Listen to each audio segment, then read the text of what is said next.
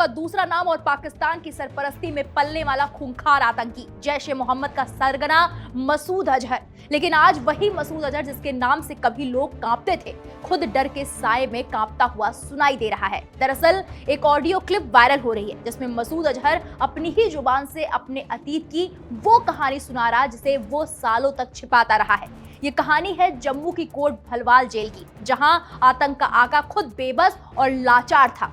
Viral audio में मसूद अजहर खुद कबूल रहा है कि उसने जेल से भागने की कोशिश की थी। उसने सुरंग खोदी, औजार मंगवाए, हफ्तों तक जमीन के नीचे रास्ता बनाया, भागने की तारीख भी तय कर ली थी, लेकिन किस्मत ने साथ नहीं दिया।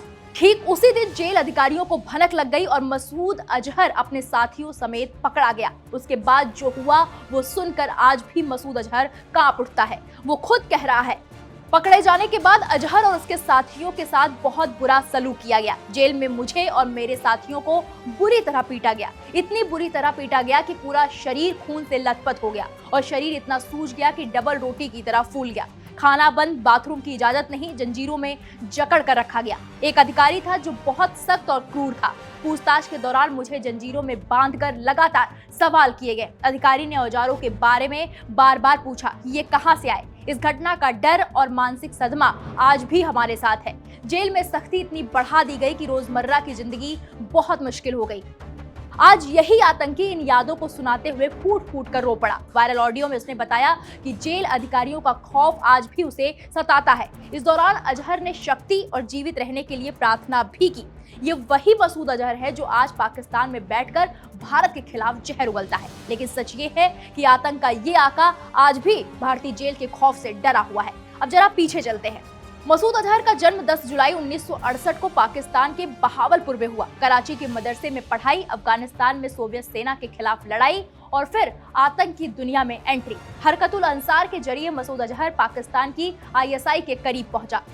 अब सवाल ये उठता है कि मसूद अजहर भारत कैसे पहुंच गया और क्यों? तो बता दें, फरवरी 1994 में मसूद अजहर नकली नाम और फर्जी पुर्तगाली पासपोर्ट के साथ भारत आया। मकसद साफ था, जम्मू कश्मीर में आतंक फैलाना और युवाओं को जिहाद के नाम पर भर्ती कराना। लेकिन अनंतनाग में भारतीय सुरक्षा एजेंसियों ने उसे दबोच लिया। 1994 से 1999 तक वो श्रीनगर, तिहाड़ और फिर जम्मू की कोट भलवाल जेल में बंद रहा। लेकिन दिसंबर 1999 में पाकिस्तान समर्थित आतंकियों ने इंडियन एयरलाइंस की फ्लाइट IC-814 का अपहरण कर लिया और शर्त रखी कि एक हाथ से अजहर दो और दूसरे हाथ से फ्लाइट लो। यात्रियों की जान बचाने के लिए भारत सरकार को मजबूरन मसूद अजहर को छोड़ना पड़ा। रिहा होते ही मसूद अजहर पाकिस्तान भाग गया और वहीं जैश-ए-मोहम्मद की नींव रखी। उसके बाद भारत ने जो दर्द झेला वो इतिहास है। 2001 का संसद हमला, 2016 का पठानकोट एयरबेस हमला, 2019 का पुलवामा आत्मघाती हमला, इन सभी के पीछे मसूद अजहर का नाम जुड़ा हुआ है। संयुक्त राष्ट्र ने उसे ग्लोबल आतंकी घोषित किया है, लेकिन पाकिस्तान आज भी उसे पनाह देता रहा। पाकिस्तान का दोहरा चेहरा एक बार फिर बेनकाब हो चुका है। एक तरफ आतंकवाद से लड़ने की बात, दूसरी तरफ मसूद अजहर जैसे आतंकियों को सुरक्षा, इलाज और संरक्षण।